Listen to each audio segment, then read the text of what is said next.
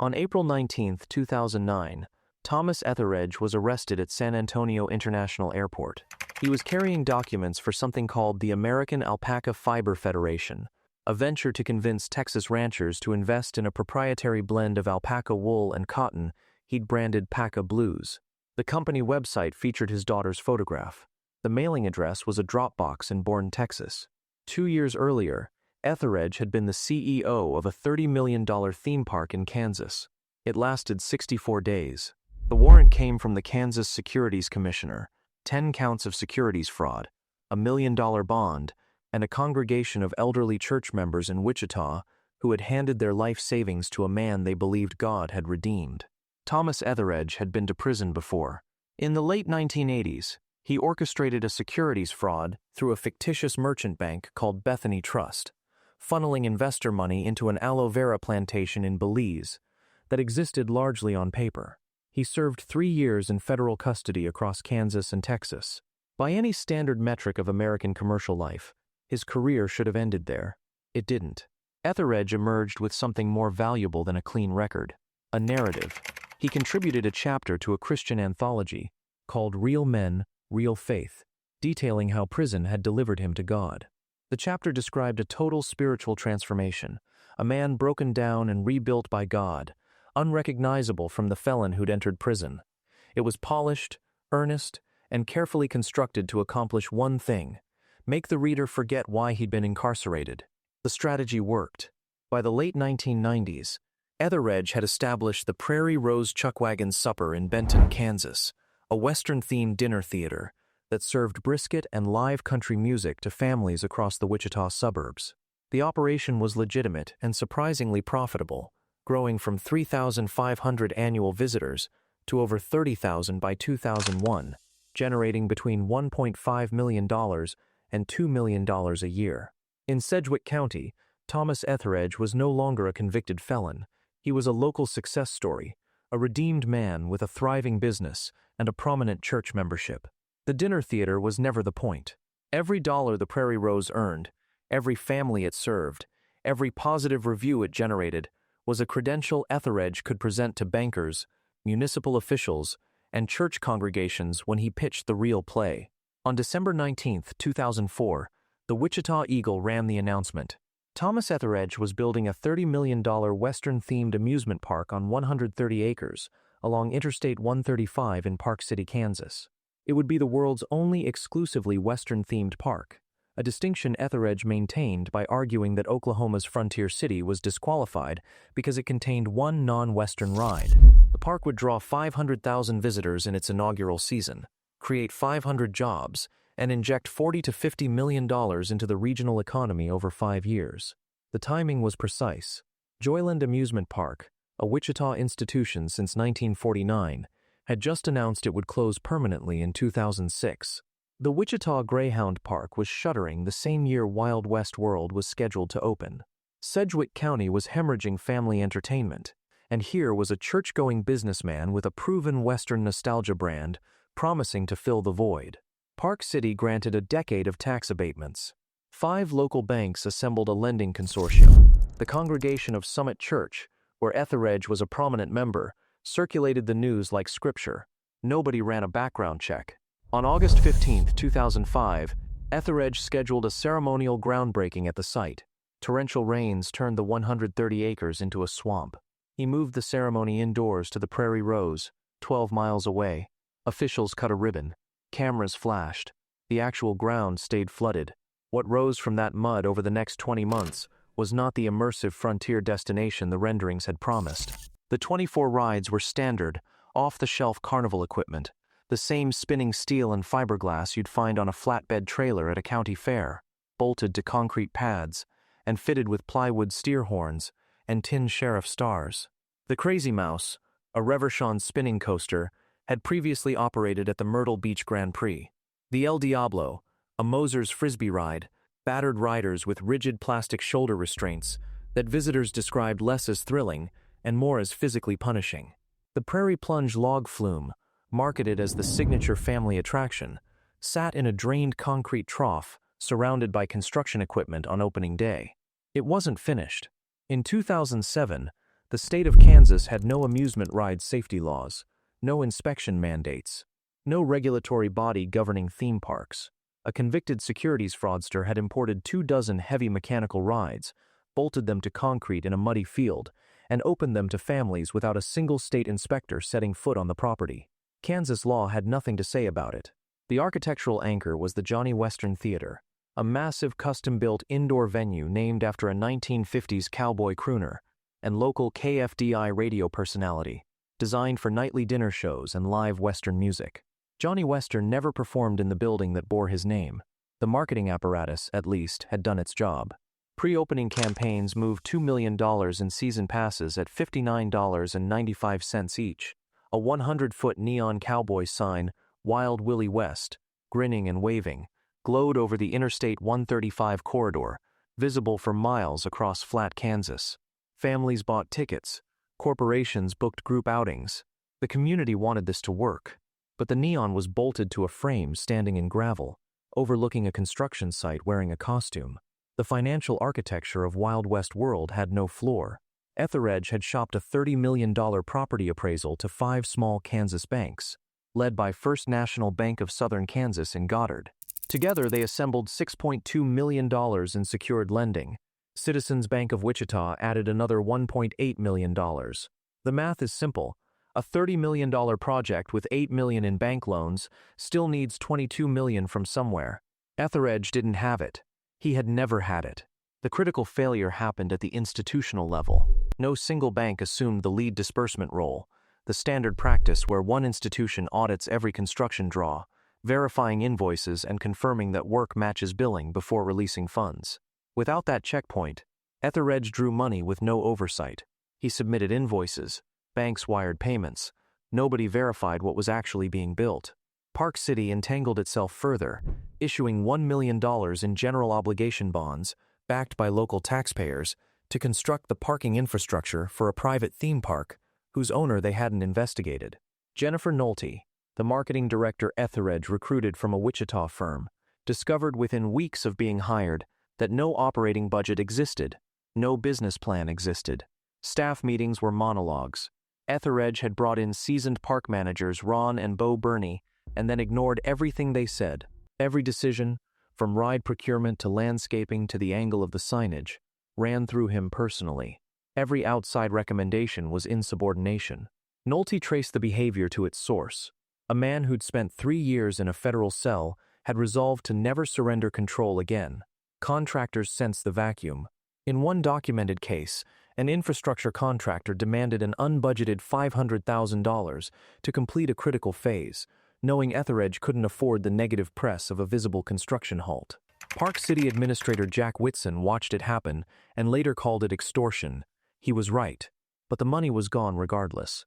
That autumn, a group of Wichita investors offered to purchase a 10 to 40% equity stake in the park. The capital injection would have stabilized construction, funded the missing infrastructure, and brought experienced financial oversight to the project. Etheredge rejected it outright. Outside equity meant outside authority. By November 2006, internal documents later confirmed the park was technically insolvent. Construction wasn't complete. Rides weren't installed. Debt was compounding. And the man who controlled everything had burned through his capital with concrete pads and plywood to show for it. He started draining the prairie rows. Between December 2006 and January 2007, Etheredge transferred $410,000 from Restoration Farms, the corporate entity behind his profitable dinner theater, into the theme park's hemorrhaging accounts. The decision was a contagion. It guaranteed that the failure of Wild West World would also destroy the only legitimate business he'd ever built. And then he turned to the church. Summit Church was a young congregation that had splintered from Emmanuel Baptist Church under Pastor Terry Fox, himself a figure who had previously resigned from Emmanuel amid allegations of misallocating church funds. Because Summit Church had no permanent building, Etheredge had offered the unfinished Johnny Western Theater as their Sunday meeting space during construction. Week after week, the congregation sat in a half-built entertainment venue on a theme park site, listening to sermons surrounded by sawdust and wet concrete. The arrangement was not generosity, it was positioning. When institutional capital dried up, Etheredge leveraged his standing in the congregation to solicit private loans. He distributed copies of Real Men, Real Faith, the book about his prison redemption, as a kind of psychological prospectus, proof that his character had been forged in sacred fire, that his word was underwritten by something higher than a credit score. He did not mention that his previous imprisonment was for securities fraud. He did not disclose that the park was already insolvent on paper. Over the winter of 2006 to 2007, church members and private investors, many of them elderly, many drawing from retirement accounts they'd spent decades building, handed over more than $800,000. The church itself contributed roughly $400,000 through a circular arrangement. Etheredge donated funds to Summit Church for a tax write-off, and Pastor Fox directed the money back to the park as a loan. And it still wasn't enough. By February 2007, the CEO of a $30 million project was borrowing $25,000 from Holger Vred, a New York collector of Hopalong Cassidy memorabilia, to cover that week's construction payroll. The gates were 3 months from opening. On the night of May 4, 2007, less than 12 hours before Wild West World's grand opening, an EF5 tornado 1.7 miles wide struck Greensburg, Kansas, roughly 100 miles to the west. It destroyed 95% of the town and killed 11 people. The entire state entered a period of mourning. The regional appetite for roller coasters and funnel cakes vanished overnight. The park opened anyway. May 5, 2007. Rain. What followed was 64 days of meteorological execution. The Wichita region experienced severe weather, downpours, thunderstorms, tornado warnings, on approximately 50 of the park's 64 operating days. Because Etheredge had eliminated covered walkways, indoor pavilions, and paved midways from the construction budget, there was nowhere for guests to go when the sky opened. The unfinished dirt landscaping dissolved into ankle-deep Kansas mud. Rides shut down in high winds. The smell of wet earth, diesel exhaust from the miniature train, and unsold funnel cake grease mixed into something oppressive. The mechanical grinding of the Crazy Mouse coaster echoed across a park with almost nobody in it. Daily gate revenue was functionally zero. The debt service on $24 million does not pause for weather. On the morning of July 9, 2007, 535 employees, most of them high school and college students who'd taken summer jobs at the park, arrived for their shifts and found the gates locked. No warning, no severance, no explanation beyond a notice from an attorney. Etheredge's lawyers filed for Chapter 11 bankruptcy in Wichita that same day, listing $24 million in total debt, $14.96 million to secured creditors, $801,000 in unpaid taxes, and $8.16 million owed to unsecured creditors that included ride manufacturers, food vendors, and families holding season passes they'd purchased 2 months earlier. 581 individual creditors filed claims against the estate. Industry experts surveyed the physical assets on site and valued them at roughly $15 million. Etheredge had secured $30 million. The gap dissolved into contractor overcharges, unaudited construction draws, and the cost of running a $30 million project without a budget, without oversight, and without a single person authorized to say no. Within weeks, Etheredge left Kansas. He drove to Borna, Texas, rented a mail drop, built a website, and began soliciting investment in the American Alpaca Fiber Federation, targeting a prominent southern Texas ranching family, planning a fabric marketing trip to Dubai, and operating through the same pattern of charisma and concealment that had defined every venture he'd ever touched. He did not mention Wild West World. Back in Kansas, the Securities Commissioner's office spent 2 years forensically pulling the wreckage apart. The bankruptcy court processed its own cascade of collateral damage.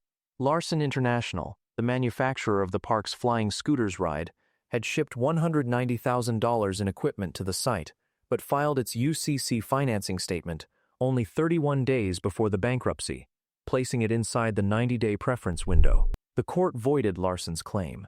The ride sold at auction for $85,800. The bank took the proceeds. The manufacturer absorbed a total loss on equipment it had built, shipped, and installed. Local investors Norman and Jeff Arensdorf watched the estate claw back a $100,000 repayment Etheredge had made in April 2007, proving that he'd been assuring them the park was solvent while the operation was dead on paper. On April 19, 2009, Kansas authorities arrested Etheredge at the San Antonio airport on 10 counts of securities fraud. Bond was set at $1 million. He was held in the Bexar County Jail pending extradition. The trial came in early 2010. Prosecutors traced the affinity fraud from the congregation of Summit Church through the undocumented loans to the concealment of Etheredge's prior felony conviction. They called George Dueck to the stand, Etheredge's partner from the 1985 Belize aloe vera scheme. Same man, same crime, 25 years apart. And they introduced a book into evidence. Real Men, Real Faith. The chapter Etheredge had written about his spiritual transformation in prison, the narrative he'd crafted to make his congregation believe he was incapable of the very thing he was doing to them, was presented to the jury not as testimony of redemption, but as the primary instrument of fraud. The book that was supposed to prove God had changed him became the prosecution's exhibit demonstrating how he had used God to steal $800,000. On February 11, 2010, Thomas Etheredge, by then frail, diminished by a stroke and early-stage Parkinson's disease, was found guilty on 7 of 10 counts. The judge sentenced him to 60 months in state prison. He'd served 3 years in the 1980s for the same crime. The rides were stripped within months. Brokers dismantled the Crazy Mouse and shipped it to Kongeparken in Norway, where it runs today under the name Buckeretet. The remaining flat rides scattered onto the traveling fair circuit, reappearing at county fairs across the plains, with their plywood cowboy facades stripped off, anonymous again. For 3 years, the 130-acre site sat along Interstate 135, like an open wound. The neon cowboy, Wild Willie West, still grinning, still waving, stood dead against the gray Kansas sky until municipal crews tore it down. The faux western storefronts peeled and buckled under wind and sun. Weeds split what little asphalt had managed to get laid. The only sound was the drone of the interstate, the same highway that was supposed to deliver 500,000 visitors a year. In June 2008, a Florida investment group called AHG Holding bought the bankrupt property for $2.15 million and announced $15 million in renovation plans for a summer 2009 reopening. Park City allowed itself, briefly, to hope. AHG specialized in casinos, not theme parks, and the 2008 financial crisis killed whatever credit remained. The capital never arrived. The park returned to decay. On November 6, 2010, Bud Palmer Auctions sold the remaining structures piece by piece. The Johnny Western Theater, the room where a congregation had worshipped, where $800,000 in faith had been converted to debt, went for $40,000. Fencing went to farmers. Light poles sold for scrap. The Wyandotte Nation of Oklahoma eventually acquired the land and opened the Crosswinds Casino Resort in 2021, followed by the Winds Hotel in 2023. The park's footprint was overwritten entirely. Park City renamed the surrounding streets. Wild West Drive became Arena Drive and Crosswinds. The erasure was deliberate and complete. The only original structure still standing is the Johnny Western Theater.